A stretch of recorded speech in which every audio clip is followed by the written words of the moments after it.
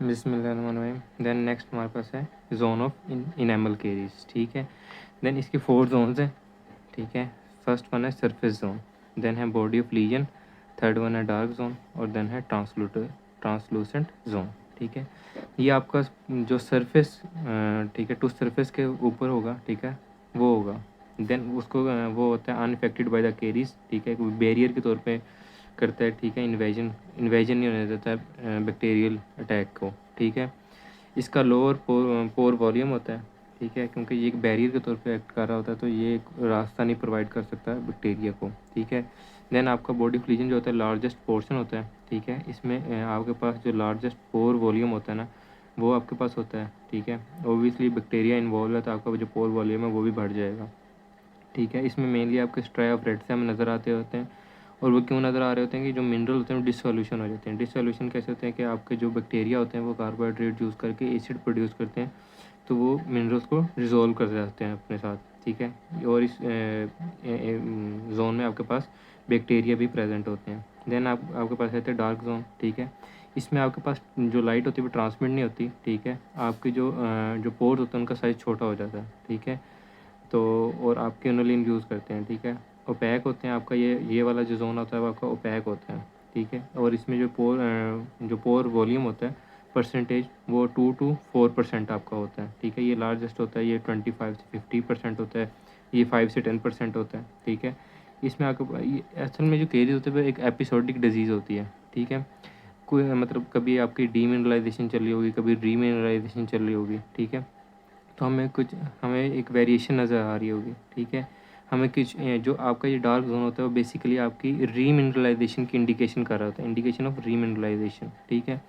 Then आपका आया था ट्रांसलूसेंट जोन, वो आपका डीपेस्ट जोन होता है और वो एडवांसिंग फ्रंट होता है, ठीक है। वो आपकी जो इनेमल की जो साउंड सरफेस होती है उससे अटैच होता है, ठीक है। और यहाँ पे आपका जो पोर वॉल्यूम होता है वो 1 to 10% होता है, ठीक है।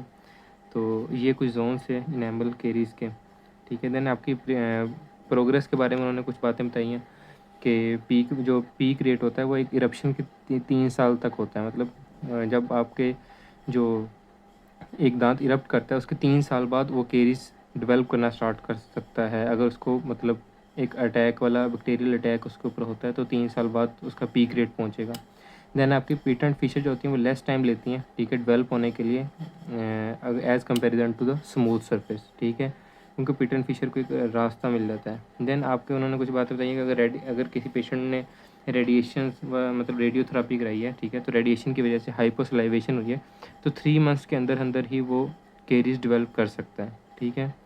देन इसी तरह उसने ये कहा है कि आप अगर कि जो पुअर ओरल हाइजीन है, ठीक है, अगर आप पुअर ओरल हाइजीन रखते हैं और आपका सुक्रोज़ का इंटेक ज़्यादा है, फ्रीक्वेंसी उसकी ज़्यादा है, ठीक है, आप दिन में 2-3 बार शुगर इंटेक कर रहे हैं, देन 3 वीक्स के अंदर आपके पास नॉन कैविटेटेड लीजन बन जाते हैं। और नॉन कैविटेटेड लीजन आपके कैविटेटेड लीजन में कन्वर्ट हो जाते हैं 18 मंथ्स में, ठीक है। 18 मंथ्स टू ±6 मंथ्स ये लेते हैं। और ये स्मूथ सर्फेसिस के होते हैं। अगर स्मूथ सर्फेस पे आपके पास नॉन कैविटेटेड लीजन्स हैं तो वो कन्वर्ट हो जाएंगे कैविटेटेड लीजन में, ठीक है, but they will take the time of around 18 months, ठीक है।